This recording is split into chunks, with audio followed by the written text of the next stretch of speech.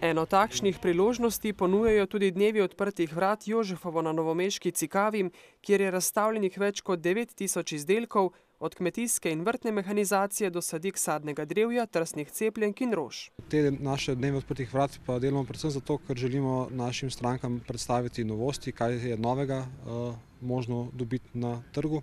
Vsak lahko torej najde nekaj zase, tako mali vrtičkar kot večji kmetovalec. Je vse, od prikolice, traktorja, vse, mislim. Enkrat bi treba vse nekaj imela, če bo kakšen denar. Če se bo kaj spočalo, ne. Te priključki, ne, traktorski in te mali. Potem me zanima še tam bom še pogledati sadeke, ne. Ameriške borovnice, tiste debele, če imajo. Mož je prišel kmetijske stroje, jaz pa sadje, pa rože, pa tako. Dogajanje so želeli letos še nekoliko popestriti. Letošnja posebnost je recimo en tak zelo poseben vinotoč, je neka poživitev naše ponudbe. Danes, jutri in v nedeljo na 20. Jožefovem pričakujejo med 6 in 8 tisoč obiskovalcev.